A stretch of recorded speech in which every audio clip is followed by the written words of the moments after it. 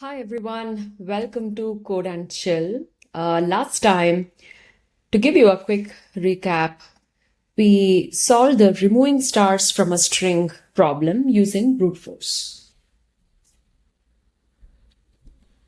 And interestingly, or rather as expected, we saw that the time limit exceeded. Now, I want to remind you that this is not a series to solve LeetCode problems. It is not even about solving the problem. It is more about how we do it and what concepts we learn on the way. And that is relevant for somebody who is a beginner. It is relevant for somebody who has been in the computer science and the software industry for 5 years, 10 years or more. So I hope you will have fun and join me on this journey. So a quick recap of the question. So we had here a string which had stars and non-star characters, and then the star and the non-star character to its left had to be removed. So the brute force approach that was done with the JavaScript and the code is, given a string which has star and non-star characters, we start from the leftmost letter, and if we encounter a star, delete the star and the letter. So delete the star and the letter just before it.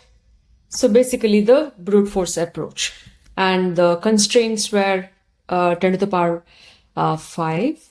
And we saw that for this input, let's see, it's a really big string with lots of stars. Okay. The time limit got exceeded. Now, the first thing that's coming to my mind is, so what is the time complexity of this? Or how can we calculate that? And I'm just thinking about it. I see there is this analyze complexity. I'm not sure if that's available for this account, but I'll just go ahead and check this out. Awesome. So it has told here that it is big O of n square complexity. So now that is good to know, but I think it's always nice to verify it ourselves or figure it out ourselves, isn't it? So let's take this part and see how we can compute it in a very basic way. Okay. Let's say you have no idea of time complexity, or in that case, right? If you are a complete beginner, how will you analyze time complexity? And then we can compare it with whatever result we have got. Probably that's all we will do in this video. Let's see how it goes, right? There is no destination. The journey itself is destination in this video series. Awesome. So let me just copy the entire code. And so I can just leave this for now, go back to JavaScript and paste our previous submission. Now let's get back to why did the time limit exceed? Okay, so let's say we are a complete beginner. Okay, let's start from there and see how we can compute it. So now let's say the time for one action or one step in one line, right, will be time is let's say t. Or let's make it even more simpler or accessible. Let's say the time required is time to execute one line or one step is 1 unit. Okay, and I'll just call it 1U, if that is okay. 1U represents 1 unit in short. Now this one, let's go on writing. This will take 1 unit. This one will take 1 unit, let's say. So there is a while loop. That's where it gets interesting. So before going to that, let's say the return statement will also take 1 unit. So once we encounter a loop, that means it will run multiple times. Now, what does that multiple times depend on? It depends on this condition, right? This is the stopping condition, or rather the condition to say if this has to be executed or not.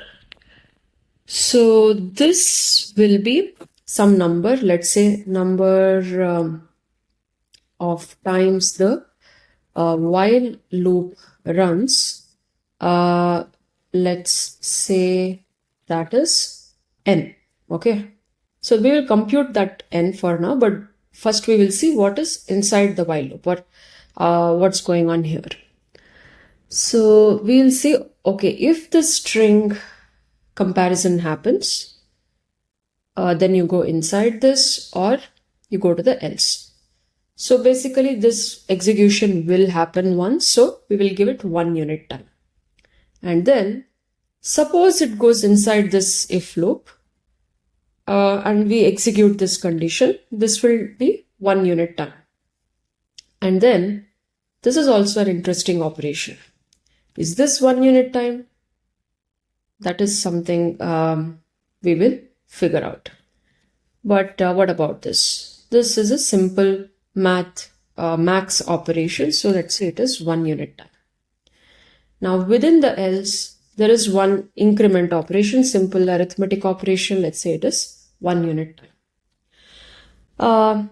Now let's say this is possibility 1 or option 1. If we call this path 1, let's say the else is path 2.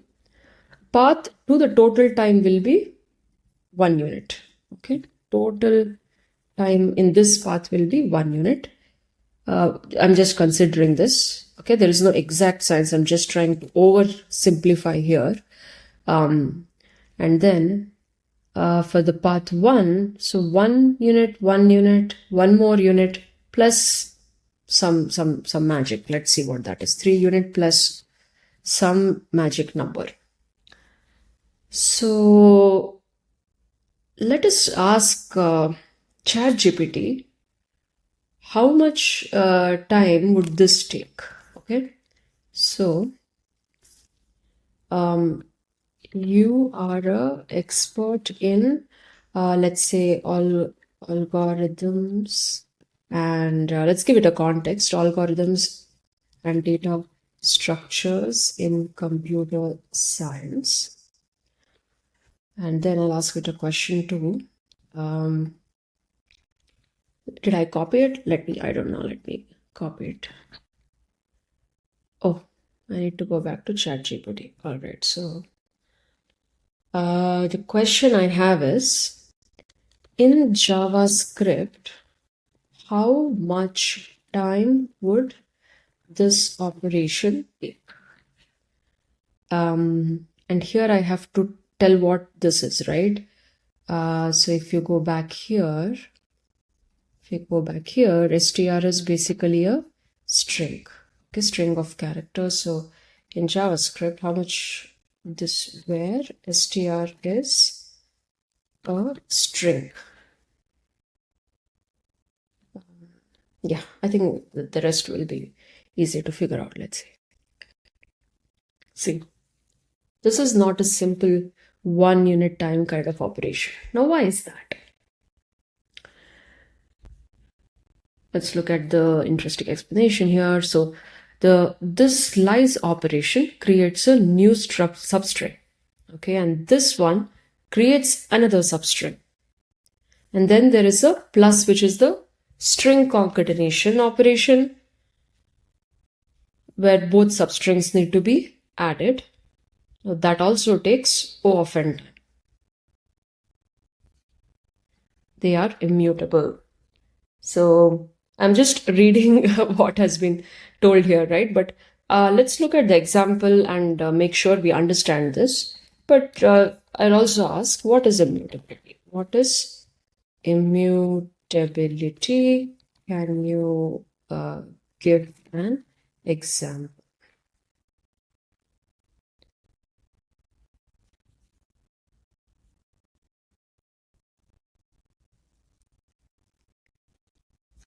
So this is a very important concept and something which you will come across in many different scenarios. So let's make sure that we understand this. So strings are immutable. That means you cannot change a string in place. So we saw two things here. So one is it is O of n.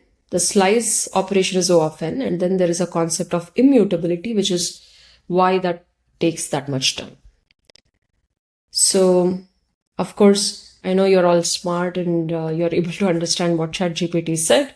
But even so, doing an example and just writing things down always helps me to make sure that I remember it for a very long time. So just in the spirit of that, I'll just write it down here. Now just assume that you have this so much memory in your computer, okay? And when you say you are assigning a variable, right? When I say you're doing this kind of a assignment, that means there is something that is stored with the indicator of S, and there is something where str is stored. So what I'm trying to say is, if this is your computer memory, all right, computer storage space, just like your house room storage space, right? Yeah, I'm just writing some words. So this is the storage space. Now that's a very limited space. You cannot just go on adding stuff. And now let's say you decided to have some space for S. S is a name given to something that is stored there. So our first example was this. So this is what is getting stored under the name of S. So let's say in your house you have a lot of stuff. You have books with different, let's say novels, and you might also have some non-fiction. So you store those things with the labels, right? You say, okay, novels are stored on the right side, or something else is stored on the left side. Similarly, we give a name to whatever we are going to store, right? When I say call S in this method, basically the computer goes to that storage location, finds where S is, and then gets this value from there. So when we do str, let me copy paste, that's awesome. And then when we do S equal to str here, right, what happens is the same value gets stored in a different location. Okay? Or is that true? I need to verify that. I need to verify that because there might be a different way. When a string is assigned, because in different languages things happen differently, I need to be careful before making that statement. So when a string is assigned to another variable in JavaScript, is it stored in a separate, how is it stored? I think that's a better question. How is it stored in memory? Okay. See, I was wrong. You know why? The new variable holds a reference to the same immutable string value. It is not a copy. So that's where you see the example helped, because I might have just assumed this, and because I wrote it down, now I know that, oh, there can be some mistake here. So now this string in the memory, it will say, if I write in words, go refer to what is there in S. Okay, there is some message like this, which is a reference. Actually, the address of this location will be stored here instead of directly copying it. Okay. Now, when we say immutability, let me write that down. Immutable. When we say that, that means this can never be changed. This will never be changed. But then you might ask, so what is a concatenation then? So in this location, what is this plus operation? What is that doing? So let's see what that is doing. Now let's say there is a string called A, called by the name A, which is called as apple. And then there is another one, let A equal to apple, let B equal to ball. I don't know, I'm not teaching ABCD, but yeah, let me just, when I do that, first of all, it is stored in the memory, then this gets stored in the memory. Okay. Now, when I say B equal to, what do you say, B plus A, what do you think will happen? Do you think this will just change to this? Is this what is going to happen? A big no. Let me write it down. No. Okay. I hope that drills into your head now. What will happen otherwise? What will actually happen? Because of immutability, let me change it back. Because of this immutable nature, what will happen is the system knows that it cannot change whatever is the existing value. So temporarily, okay, temporarily a new value will be created, which is whatever is every letter will be copy pasted and put into this, and then that will be the new value for B. So this will go away and this new value will come here. But let's also ask ChatGPT again. So with this in mind, can you explain what happens in the memory for B equal to B plus? Let's see, stay logged out. I hope when we go through it multiple times, it just stays in our head for a longer duration. So when we do this, as we saw earlier, there are some more helpful terminology. So the string is stored in memory. It's in a string pool or heap.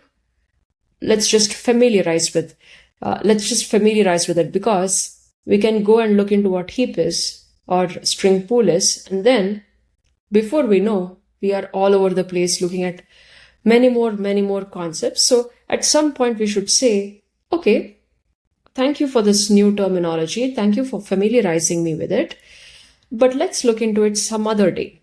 Today we already saw immutability. We already saw slicing operation, right? Cool. So let's get back to, so let A equal to apple is stored in the memory. Okay. And A actually holds a reference. Okay. So basically you consider A is the name for apple and it will have some kind of a reference to apple. It's stored in different places. That's what they are saying basically. And there is actually an address instead of the actual value. Okay. This is not exactly the same is what they are trying to say, but we will stick to the current explanation because it's slightly simpler. Okay. So similarly, this is stored in memory and B holds the reference. After that, this operation happens. A new string is formed. So in place ball modification does not happen. But B's reference gets updated and this still exists in memory and can be garbage collected later. So that's another wonderful term, garbage collected. So we will see that, right? So now using the correct explanation, I will update whatever I told you. So A is basically, they are saying, says refer to location 1. Okay. And in location 1, they are saying this gets stored. Okay. Location 1 has this information. And then B actually refers to, let's say, location 2, and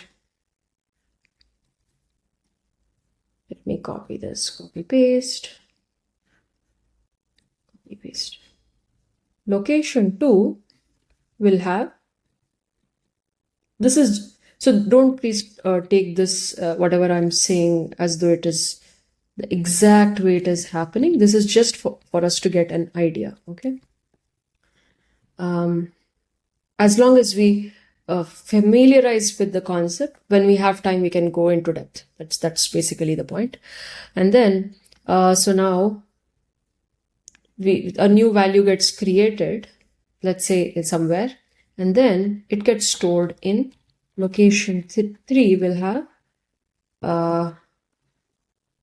something, and then this reference is changed to 3. So you see these things still exist, right? So immutability means the actual string does not change. Now there is a reason for that. That's also very interesting, but maybe a different day. Or maybe you can ask ChatGPT or make a search it yourself, right? Let's see how that goes.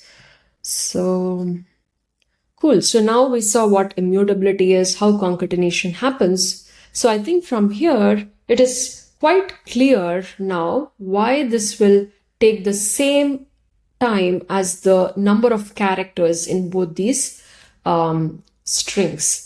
So let's say this has 4 letters and this has 5 letters. So to make this happen, to make this concatenation happen, this required a time equal to 9 units, because there are 9 characters. You can consider it that. So if we go back to our time here, what it is saying is this substring operation is going to take, okay, where is that written? So this much time to copy the first part, this much to copy the second part, and this much to concatenate both the substrings. So therefore, it will take the same time as the time required for the going through each and every character. So if that is the case, right, again, if we go back to our example here, let's say our slice operation from here, our slice operation, oh, I missed something. I'm sorry about that. Let me copy and paste again. Oh, I didn't. Okay, I'm sorry. I think I didn't read it properly. So if I is equal to, let's say 2, then this will be 1. And let's say I plus 1, what is that? I plus 1, 3. Now let's do this operation on Apple, okay? So this one will take the time required to iterate from A and P. Oh, sorry, since it is 1, 1 is not included, so just goes through 1. And then for this, you have to remember that there is a star included, right? So, and then let's say from 3, that is from here, it says 1 and 2. So basically it took time equal to 3 units for this operation. So overall, you can say, since just 2 letters got deleted, you can say as good as the length of the entire string. And then the concatenation we saw will take the same time as the overall string length. So this will take the time equal to the string length, plus for the slicing, it took n minus 2. I'm sorry, I think for the string length, I need to use the different letter, right? String length is, say, L. In that case, this will take time equal to L plus L minus 2, which is equal to 2L minus 2. Right, if L is very large, then this minus 2, everything becomes very small. So, but for now, I'll just keep this is the number of the time that it will take. And the string length here is equal to L, and as long as I is less than the string length, we will go on doing this. So this will repeat the same number of times as the string length. So n equal to L here. And if this whole thing, how much time can it take? Let's say 50% of the time it will take go inside this, and 50% of the time it will go inside this. That also we can properly calculate our average scenario, best and worst scenarios, but just to keep it simple, let's say for the path 1, since it took 3u plus 2l minus 2, and for the 50% of the time, so into 0.5, and for the part 2, it took 1u for 50% of the time, and this entire thing, so this entire thing happened L times, right? So what did we compute finally? So it will be 3L, so 3L, and then you have, I missed one more bracket here. So basically into 5, right? So it will be 1.5L plus 1 L square, and then 1 L minus 1 L minus L, and then this will be plus 0.5 L. Now, this is too much calculation, right? But yeah, okay for today, because we are trying to look at it in a very basic level. 2 minus 1L is 1L plus L square. So this is the final time required for this while loop. What about these other 3 things? So these are really small things, right? Just 3 units of time. Now, if you look at this entire operation, we got a L square term here and a L term and 3.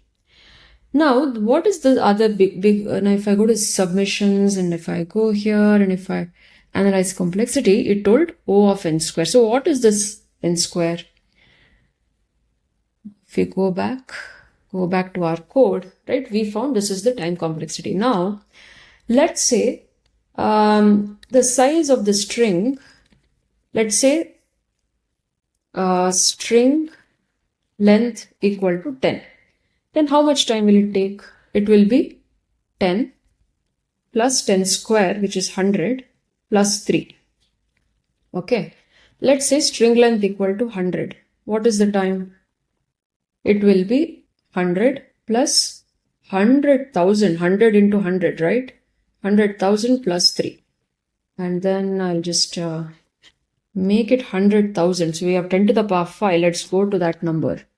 If it is 10 to the power 5, the time required is this into this plus 3. This is a huge number. In comparison to this is a very small number. So if we are approximately finding out the time, then we can forget about this and forget about this and simply say time is approximately L square or n square. You can use any variable, right? But we can say L square, no issues there. That is approximately. That approximation, we also have big O notation. There are other notations too along with big O. So I'm sort of explaining it in a very basic way and not going to all the technical terms. We can also do that on a different day, going exactly technically. But you see, we arrived at the same solution. And now we know why our solution did not work. And in the next episode, for sure, we will go and see how to use stacks. Thank you so much for joining me. Hope you had fun. Hope you will be able to do this calculation of time complexity by yourself. And it was fun to learn about immutability, to see how the string operation, though it took just in a single line, we wrote everything in a compact way. It really does take time to do it. Okay. So yeah, see you next time. Thank you so much.